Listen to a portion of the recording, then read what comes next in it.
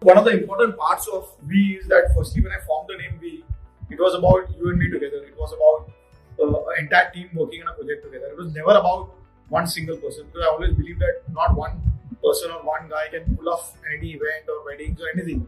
It is always a teamwork which matters. A lot of people come together and do it, and hence this is one of our most favorite walls in our office. It's the wall of memory. It has most of our big events that we've done. After every event, we take a team picture with the client and the entire working team who's worked. So this is more like a memory for us down the lane. In the last 8 years of we've done events in LA, Italy, Goa, Mumbai, Chennai, Hyderabad, Muscat. We've done some we were fortunate to be part of certain celebrity weddings, which was Virat and Anushka, Ranveer, Mira. So this is like more like a memory wall which reminds us. Also, fundamentally, it tells us that we is always you and me together. None of us can pull off or say that I did this or I did this. It is always a team effort.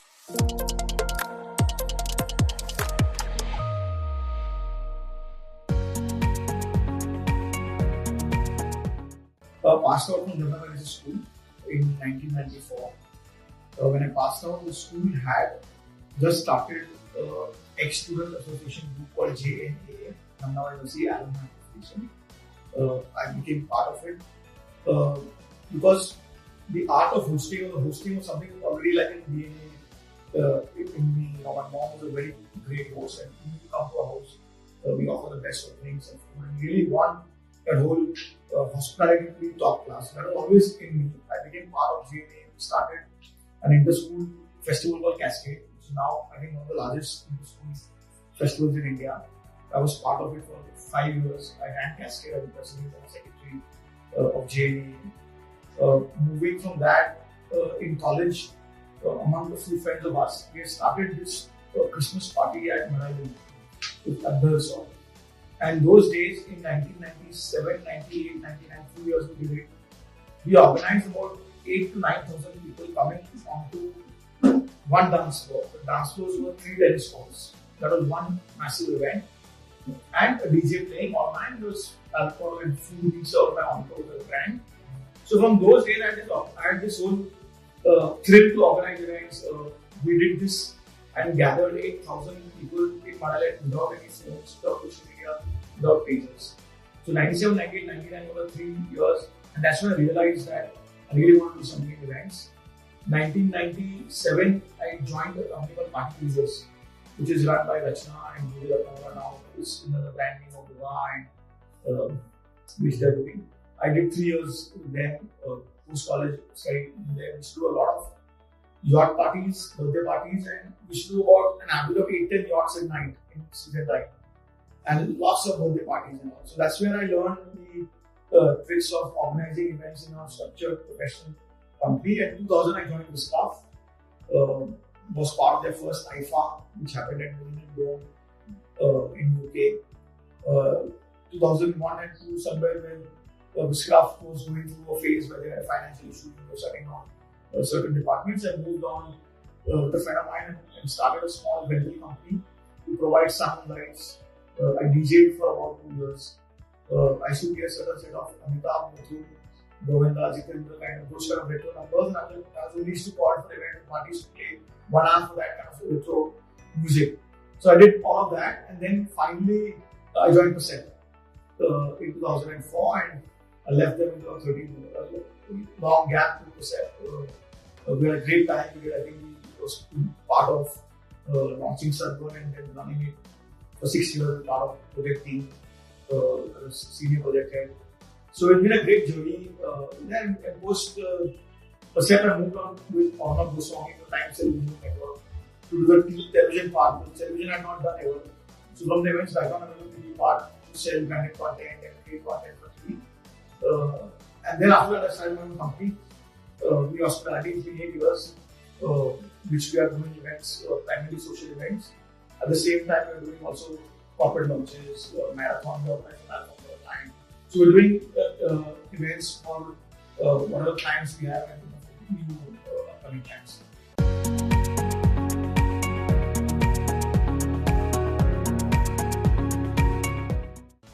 I think first basic rule what I've realized time. I'm in this industry for 28 years now. In 28 years, there is only one important thing: is hard work. There is nothing comes easily. There is no Instagram stories and things are all bullshit. A lot of people are starting to use BTS and it's all over there, but that is not the true world. The true world is that you got to be really hands-on. The moment you are not on the field, you're not on the job, the ball doesn't. You got to be on the ball. You got to be really at it, upgrade yourself with new technology, upgrade yourself with what's happening. Read a lot on events, industry, or the kind of social events people are doing across the world. Educate yourself. This new AI and ChatGPT to upgrade yourself and be at it. If you're not hardworking, if you're not going to be there, it's not going to happen. I realize that. So you see that we as a company do one wedding or one event at a time. We do 2 weddings on a particular day. So I'm physically there at every project. I'm there as the first time and the last time till the last guest moves back after the after party at 3-4 o'clock. We're standing there. Because we realize that today it's a very personal emotion the client is sharing with us. It's a very personal relationship because the client wants the wedding in a particular way. And if you want to do it that way, you need to reciprocate it accordingly. If I don't stand here and I leave it on a few people and go, it doesn't work that way. You need to be there to understand. Because it's all evolving. The party, you see that things are moving, the bride wants something else all of a sudden. The client is looking to bring in shots, or sometimes they really want to shut the bar, which people are too far. So those kind of things you need to stand there, evaluate, be there, have a focus, be physically present there to understand and then move on. So it's very important. So according to me that it's not the fancy world you see on Instagram, but it's a really hard work, which is about 16-18 hours a day over a period of 4 days of the destination weddings. So you hardly get to sleep 3-4 hours. So it's a tough life, but this is what you have to do. This is what we like. Like I said, we love what we do. So this is what we love, and it's an amazing journey.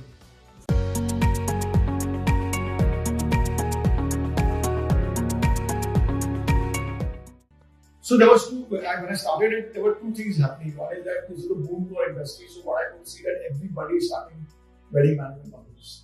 And everybody wanted to do their own wedding. But none of them had the expertise, none of them had the experiences, and none of them had a team. So I started off with doing 2 things. One is the subcontract with certain agencies where you would hire me to do production or show running or artist management or client servicing. And it happened under the name of VR. So we did Shadi Squad accordingly. We did Shadi Squad made without a wedding and they hired us to do production and show running and we helped them put the whole project together. So then that's when I realized that a lot of these brands are now coming up. They need experienced teams and they need a certain kind of someone who can learn this whole thing for it. That's when I could fit in and decide to be over there. At the same time, we then started getting a lot of clients directly. We started getting a lot of people approaching us to do the weddings. Do birthday parties with him.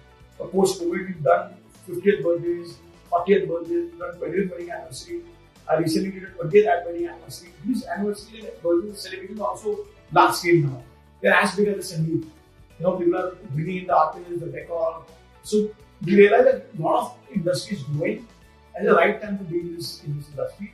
And I think 2017 when we started, we just hit the right notes. And within 3 years, we were part of all large-scale projects, all celebrities, all the 3 Ambani weddings. We were part of all these projects, and at the same time, we had a list of new clients coming to us because they wanted experienced teams. They wanted somebody who knows the entire knowledge of how to organize a wedding or a certain experience. More than the wedding or birthday, I would say there are very few people who understand guest experiences. That when does a guest gets off the car, what is the experience he's getting? When he walks into the wedding, what is the experience he's getting? And people usually forget that in the whole run of decor and food and bar and alcohol, and we just forget this part that what is the guest getting experience. The focus is only on the bride and groom.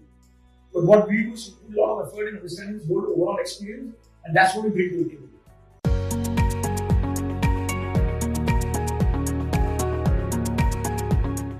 So basically, the reason of the birth of Gourmet India Lux was to amalgamate the food part, the gourmet part, which is a very crucial part of the weddings. Today in a wedding, I think the most important, still as an Indian tradition, the most important part is still the food. It's about the way you display the food, the kind of number of food stalls you put up, and So food is a very core essence of any weddings. be it of any scale, be it anywhere in the world, we are taking, if you see the most of the destination weddings, we are taking Indian caterers and serving Indian food in overseas. The reason where we go overseas and they still want Indian food there.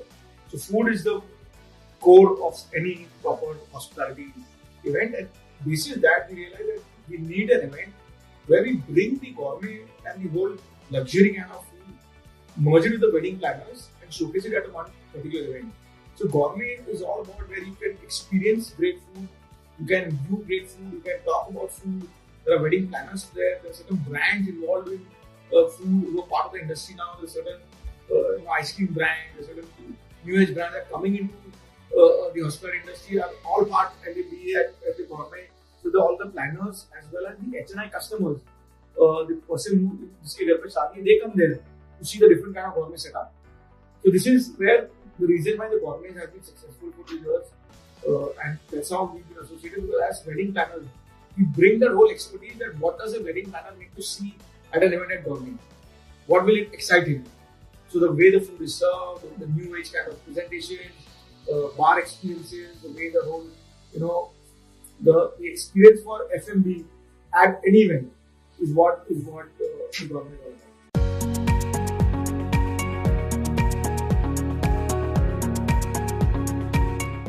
So this is a very long debate, and I think we can go on. I think today every wedding planner is going through this issue of the music licenses. I think it's been spoken a lot. Till date, we don't have one common platform or body to discuss or debate what are the licenses. Today, somebody said in some parts of the country, music licenses are must given for a small venue event of 50 people. You have to spend 80,000 rupees for IPRS, PPR projects. It's a criminal waste. The event cost is 3.5 lakh rupees. You're spending 1 lakh on license.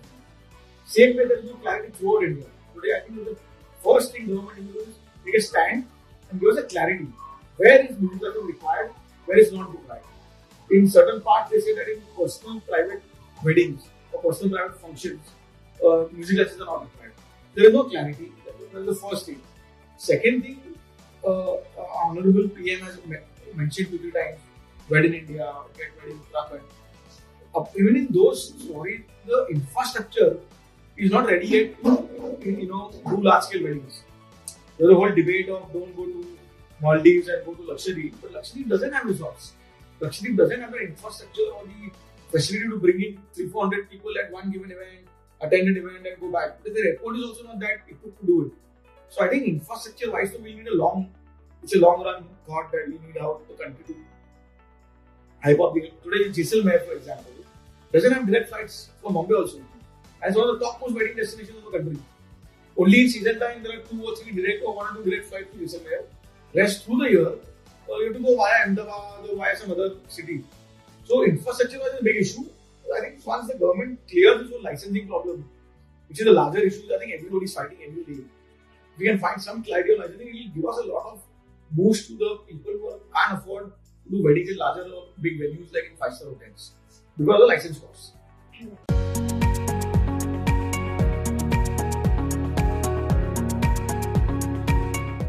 Like I mentioned, our Honorable PM has mentioned this on global platforms.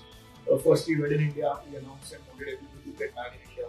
Recently announced that Wed in Uttarakhand and bring these destinations to different parts of different countries, different states of our country. If he can mention that, I think it's a larger area. Today, wedding industry is one of the largest big hospitality industry, which involves too many people in terms of from rental companies providing cars to F&B to bars to decorators to florists to hotel industry to planners to larger industry, entertainment industry, artists, singers. There's a massive amount of economy driven by wedding industry as a whole. And PM's attention to it and speaking to him talks about it largely, that was how big this industry is. Now, the only, like I mentioned earlier, the taxation issue which they can solve with the license permission. If they can solve that, we solve a lot of problems. And secondly, to boost certain, like for example, Bahrain, Goa, they are promoting their country, they're boosting by giving free visa, they're boosting it by helping you provide local transport at a very reasonable price. They are informing the hotels to give us a much greater deal in terms of the room rates. So those kind of initiatives the government will take into building up new wedding destinations. I mean, we're done with Rajasthan and Goa and Rishikesh and Dehradun. There was 6-7 cities we are only in our country and destination weddings. Beyond that, if you want other states to come up, we need to drive through a certain tourism, bring in the kind of infrastructure and the promotions to promote those kind of places. That will help really for any wedding planning.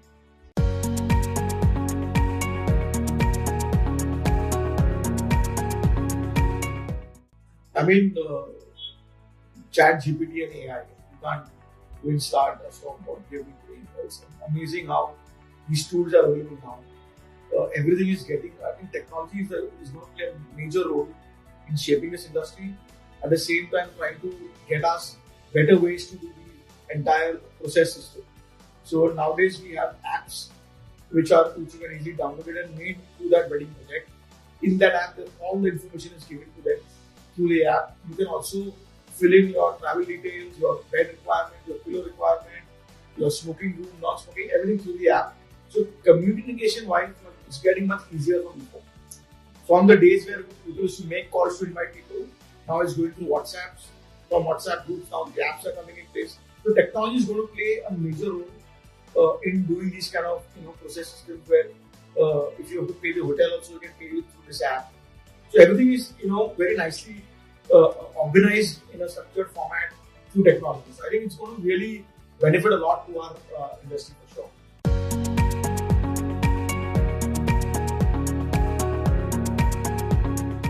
We are looking amazing. We are doing a lot of projects for the upcoming season.